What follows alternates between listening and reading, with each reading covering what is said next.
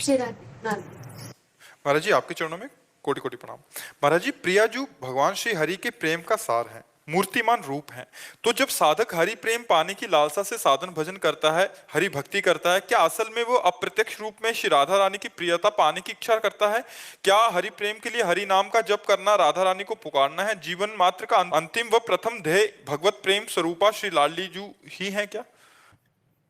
जाकी रही भावना जैसी, प्रभु मूरति देखी तिन तैसी। भगवान के विविध अवतार हैं, विविध रूप हैं, विविध लीला है, विविध प्रेम की स्थितियां हैं।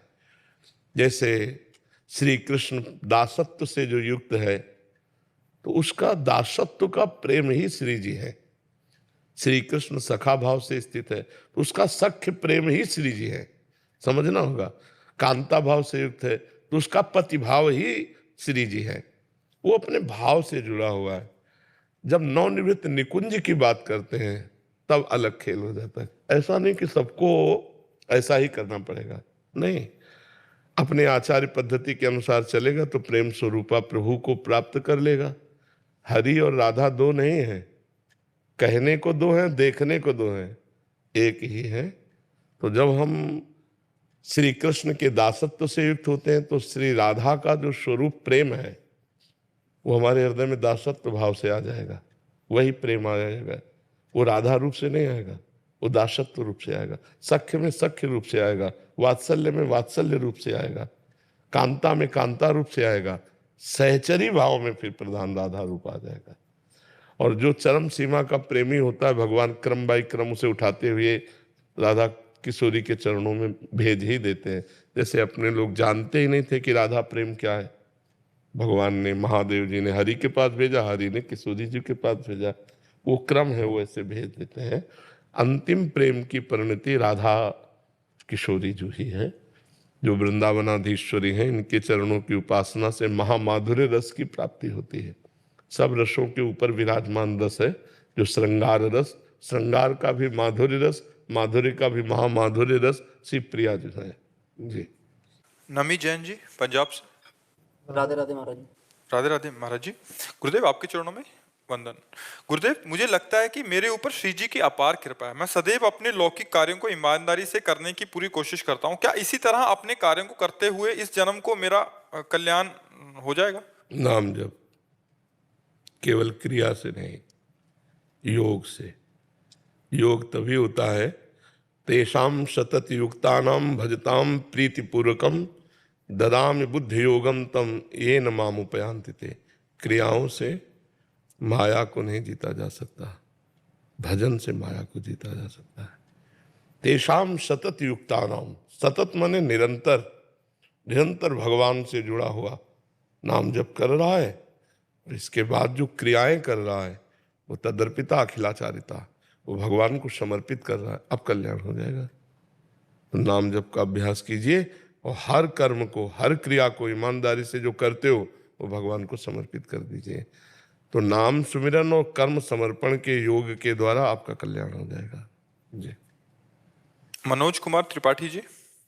महाराज जी आपके चरणों में कोटि कोटि प्रणाम। महाराज जी आपने मेरा जीवन बदल दिया। हर पल बस प्रभु सिमरन में लगन लगी रहती है। महाराज जी प्रभु की कृपा से वृंदावन धाम में एक भूखंड मिल रहा है, लेकिन उसमें एक कोने में काफी पुराना पीपल का वृक्ष है। महाराज जी कृपया मार्गदर्शन करें, उस भूखंड में निवास करने हेतु, भवन बनाने हेतु नहीं नहीं नहीं, एक डाली भी मत काटना, भले वृंदावन वास मत करना। कोटि ब्राह्मण कोटि गौ हत्या का पाप लगता है जो कोई वृंदावन के किसी भी वृक्ष को काट दे। फिर अश्वत्थ वृक्ष तो साक्षात भगवान श्री कृष्ण का स्वरूप है। गीता जी में कहा वृक्षों में अश्वत्थ वृक्ष मैं हूँ, और फिर वृंदावन का वृक्ष किनारे की तरफ जो है थोड़ी सी डाल भी नहीं काट सकते महाराज जी। हम पूरा ब्रिज सोच रहे वहां मंदिर बना देंगे, किनारे कोने में है, लेकिन दीवार चलाने के लिए थोड़ा सा कटिंग करना पड़ रहा है। तो वही हम आपसे अनुमति लेके ही तभी आगे। नहीं, हम तो अनुमति नहीं देंगे वृक्ष की शाखा को भी काटने का। वृंदावन की लताएं हैं और बहुत अज्ञान बढ़ रहा है। लोग जगह खरीदते हैं और लताएं काट के फेंक देते हैं, बिल्डिंग बनाते हैं। भगवत प्राप्ति नहीं होगी, वृंदावन धाम की कृपा नहीं होगी।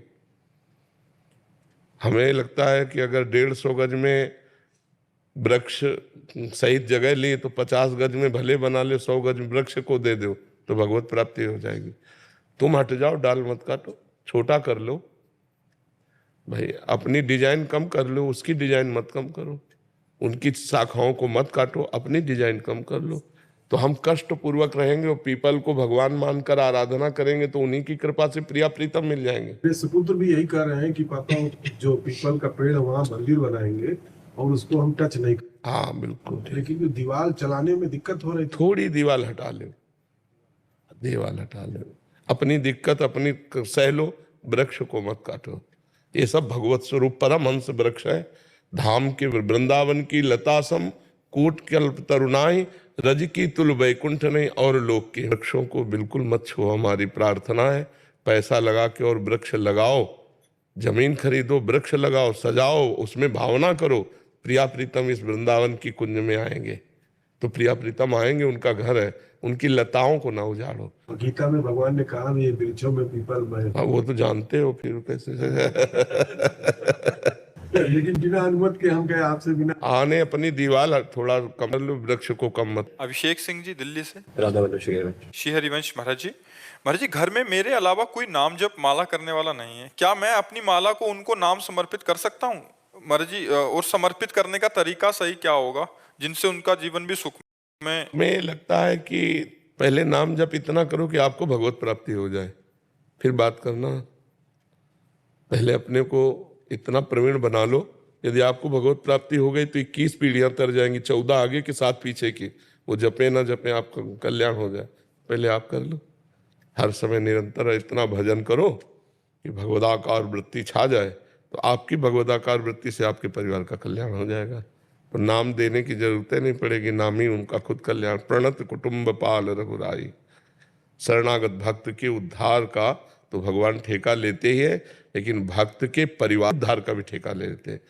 प्रणत कुटुंब, कुटुंब माने परिवार होता ना, पाल रघुराई, भगवान प्रणत माने शरणागत, शरणागत के परिवार का भी भगवान कल्याण कर देते हैं। तो महाराज जी नाम जप करते हुए अगर मैं मन में विचार रखूं कि मेरे माता पिता भाई इनका विचार करते करते अगर नाम जप करूं, नहीं ये भी मत रखो।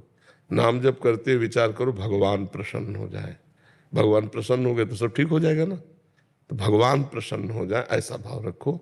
माता पिता परिवार में भगवान ही विराजमान है।